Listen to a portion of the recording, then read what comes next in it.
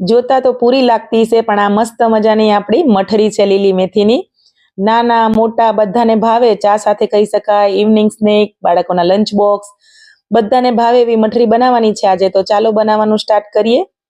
એના માટે મેં અહીંયા લોટ બાંધવાની કાથરોટ લઈ લીધી છે. એક જોડી લીધી છે મેથીની અને ધોઈને સારી રીતે સાફ કરીને કોરી કરી લીધી છે. હું અહીંયા 3 કપ લોટથી બનાવું છું. તમારે જે પ્રમાણે બનાવી હોય એ પ્રમાણે બનાવી શકો છો. ટેસ્ટ પ્રમાણે આપણે મસાલા એડ કરીશું.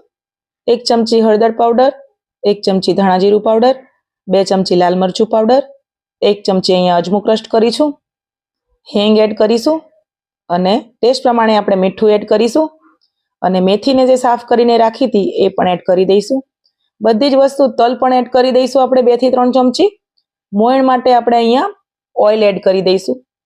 બધી જ વસ્તુને આપણે મિક્સ કરી લેવાની છે. બધી વસ્તુ મિક્સ થઈ જાય પછી થોડું થોડું પાણી લઈને આપણે આને લોટ બાંધવાનો છે.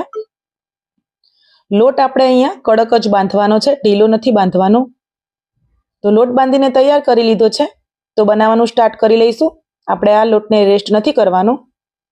તો મોટા મોટા સાઈઝ પ્રમાણે લુવા લઈ લેવાના છે, કેમ કે આપણે આની મોટી રોટલી વણવાની છે.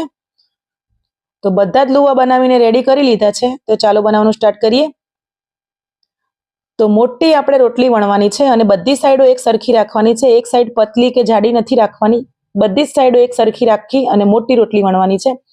તો રોટલી વણાઈને રેડી થઈ ગઈ છે. તો આપણે એના ઉપર કાણા પાડી લઈશું, જેથી કરીને આપણી મઠરી ફૂલી ના જાય. તો બધા કાણા પાડી લીધા છે આપણે. તો આવું કોઈ મોલ્ડ હોય કોઈ પણ શેફનું તમારી પાસે તો લઈ લેવાનું, અથવા તો કોઈ વાડકી હોય તો પણ ચાલે. તો બધા મોલ્ડ રેડી કરી લીધા છે. બધા રેડી કરી લીધા છે આપણે. તો તેલ ગરમ કરવા પહેલેથી મૂકી દીધું હતું. તો હવે તેલ ગરમ થઈ ગયું છે આપણું. તો આપણે બધી જ મઠરીને એક પછી એક એડ કરી દઈશું.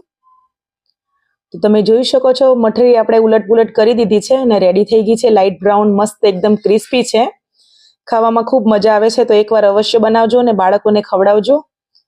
જો તમને વિડીયો પસંદ આવતા હોય તો મારા વિડીયોને લાઇક, શેર અને સબસ્ક્રાઇબ કરજો.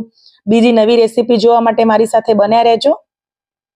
તો તમે જોઈ શકો છો મસ્ત મજાની ક્રિસ્પી મઠરી બનીને તૈયાર થઈ ગઈ છે. મળીશું નેક્સ્ટ વિડીયોમાં. જય શ્રી કૃષ્ણ બધાને.